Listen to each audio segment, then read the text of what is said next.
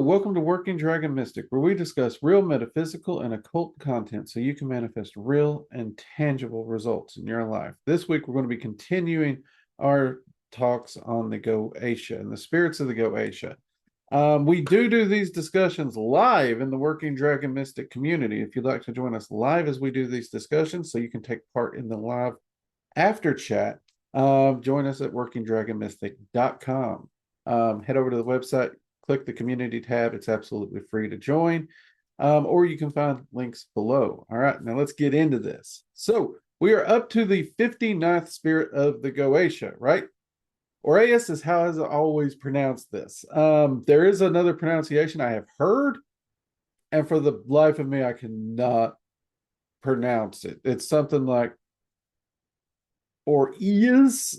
And every time I say it, for some reason, I want to say it with an H, and it just sounds awful. So I'm not even going to try and say it, except for that slow one, because just put an H on the front and you can figure it out and laugh at me on your own. So Orias is usually how I will pronounce this. It's the most common one I've heard too. The appearance of this particular spirit is, in the Goetia, it reads, appeareth in the form of a lion riding upon a mighty in form of a man. No, I read that right the first time. My bad. It appeareth in the form of a lion riding upon a horse, mighty and strong, with a serpent's tail, and he holdeth in his right hand two great serpents hissing. Right? This is a very graphically, poetically described one. Now, after all the years working with this one, the description when I first read this, it sounds like a lion riding a horse. Okay. Usually we're talking a humanoid with some kind of a lion's head or lion-like features. I've even seen a humanoid more with like a mane style hood, like they're wearing pelts kind of thing, and armor on a horse. And the horse does seem to, like, for myself and other magicians, the serpent tail, sometimes it's on the lion, sometimes it's on the horse. It gets confusing. This is a very muddled one. And we'll get into what this works on, but honestly, the imagery shifts around quite a bit. Most of the time, I work with this entity, they do just show up as a humanoid lion on a horse. And they are holding the two great serpents hissing. So, and the serpents, over the years, I've tried to track if there's any theme to the serpents. I kind of thought it might be vipers or something like that, but I've seen constrictors, vipers, it's gone back and forth. I have not found a pattern. Some people believe that what you're actually approaching them to work with may actually influence what the serpents are. I've not seen a pattern yet. And I've not been able to get a hold of that magician to see if they have seen that pattern officially or if that's just a theory. So hopefully they're doing all right out there. It's been a while since I've gotten a chance to talk with them. All right. Now, common associations with this spirit in the Goetia: rank, marquise; metal, silver; planet, moon; color would be violet; element would be air, right? All right. Of course, purposes that you would actually want to work with this entity, because if you're working with an entity, most of the time you have a reason for contacting them. In the Goetia, its original purpose was to teach virtues of the stars and to know the mansions of the planets and how to understand their virtues. He also transformeth men and giveth dignities, parentheses, and confirmations thereof. Also favor with friends and with foes. That's a lot. Most people will translate all that into he teaches you astrology and to understand stars. And to that you could be. But most people this day and age view that as fun, but not very practical or useful to day-to-day life. So again, we've gone through different research materials, different magicians I've spoke with, and we've kind of collected some of these up and got some information. First off, surprisingly, aid in swaying the judge of a competition to see you worthy to win. Okay. So here we're clearly seeing something that steps outside astrology, though many will argue this is in the purview of astrology as well, and that's fine. But this is one where if you have a competition coming up, you could work with this entity and attempt to sway the judges so that you can secure a victory in that competition. This could be a sports competition. This could be career competition. Could be a chili cook-off competition. Could be a hot dog, whatever it might be. Right? This will sway the judges into your favor. There's a lot of people I do know that have had great success with this one. I personally have never used this one. You all know me. I'm a bit stubborn. I'm a bit cynical, perhaps, but when it comes to a competition, when I'm putting myself into that competition, I'm really competing with myself. If I get first place, I want it to be under my own strength entirely, right? So I don't really use these kind of things personally. And that I'm not shooting digs at people who do. Like I said, it's a competition against me, myself, and I anytime I do something like that. So I'm always trying to outdo myself.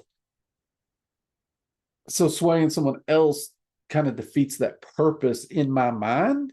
So I can't say personally from personal experience. All I can say is I know a lot of magicians who have used it to great results. Okay. And I should put out at least two of those magicians have done this in a team sport area. So it does seem to be able to affect your team as long as you're on the team, right? So from my understanding of talking with other magicians, if you're using this to just kind of sway victory for your favorite sports team, that's not really going to work because you're not actually on that team. You're not actually competing. That seems to be the consensus on that, if that matters. I don't know if that matters. No, I don't really follow sports that well. Next, we got help to convince a named individual to assist you in a venture, even if it is not something they would normally assist in. This one is kind of handy, and I have used this one in the past. Now, this does take the named individual, and it does put it in favor that they are going to assist in whatever venture that you are about to pursue, right? Whether it be a business venture, an art venture, I don't know, maybe you're starting a charity.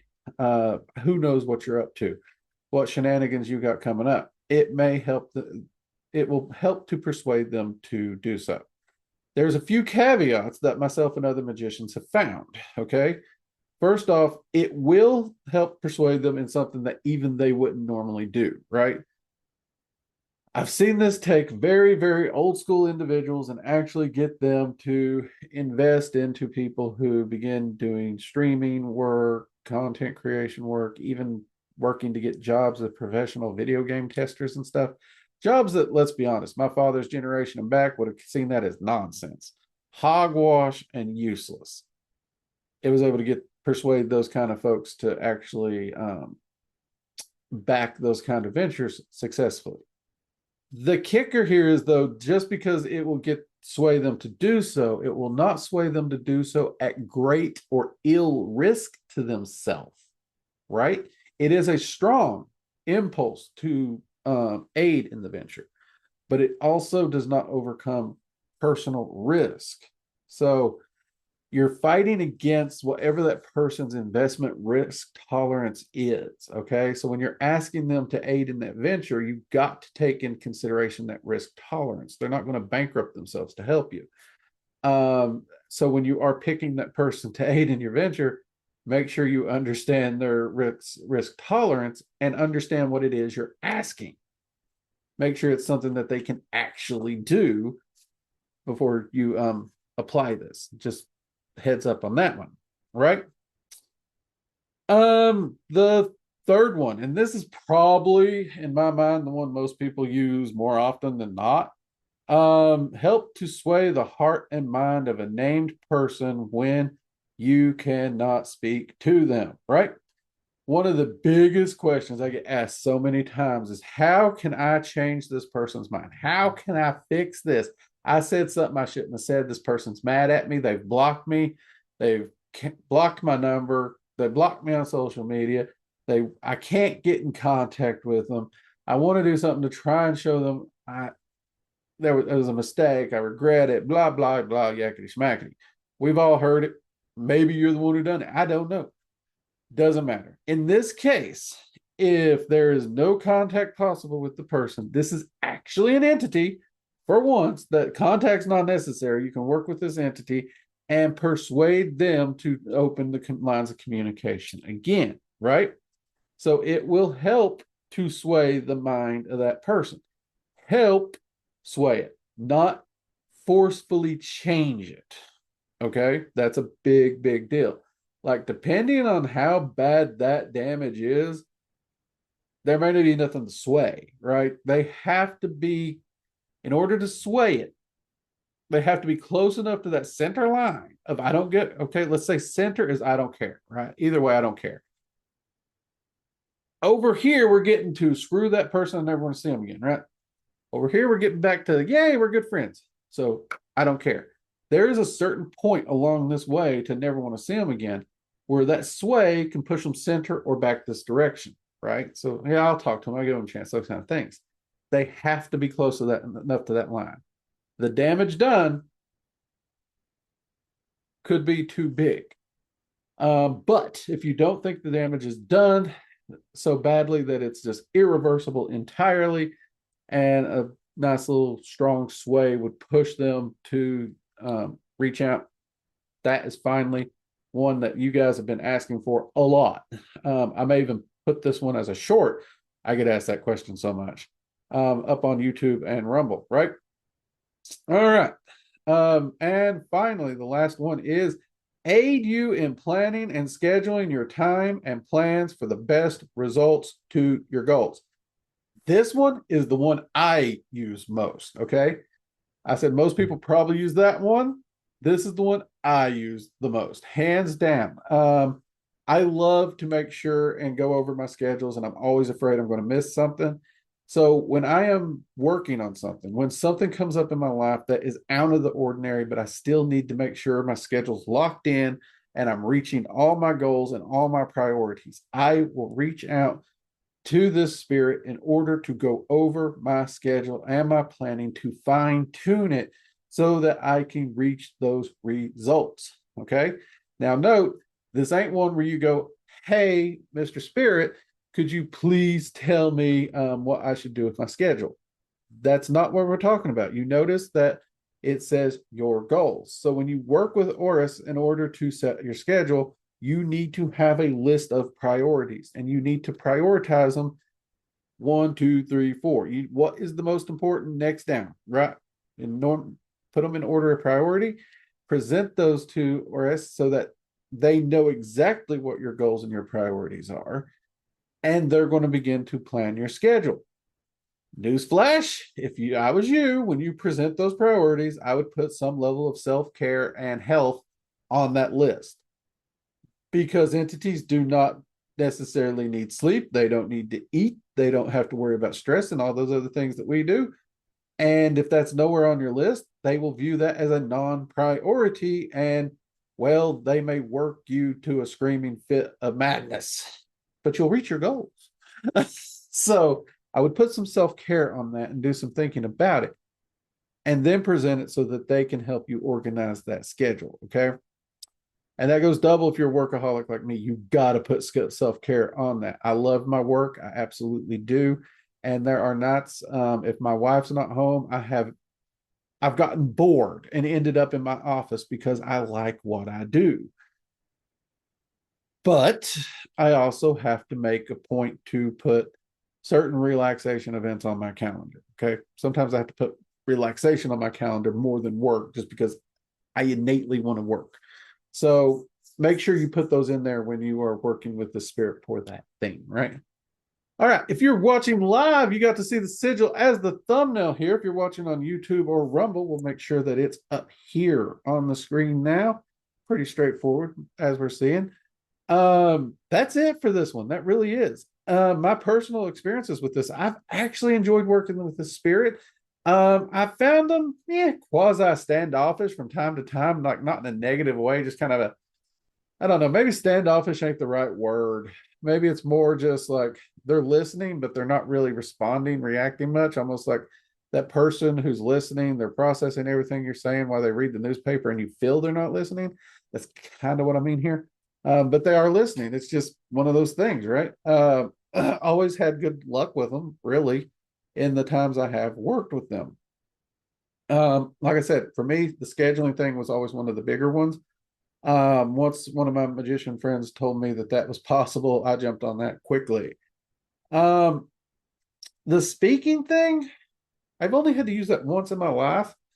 Because generally speaking, if I'm done with a person, I'm done with them. And to be honest, if a person walks out of my life, I'm done with them. I don't care, right? You want to show yourself the door, I'll hold it for you. That's just the kind of personality I am. Um, so I've only had to use that once. It worked. Um, but at the same time, it was like such a pointless thing that I needed to get in contact with that person for that was kind of silly and stupid.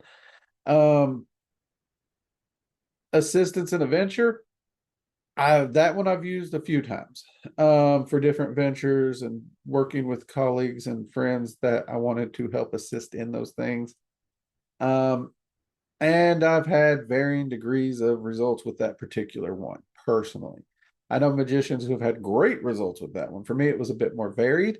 And honestly, that could be my fault because I don't like assistance with ventures. I like to be in control. I like it to be my thing. I don't like to have to look to anyone else. So I could have self-sabotaged those. I have to admit that. We can always self-sabotage our own magic. So there you go. Take that for what you will.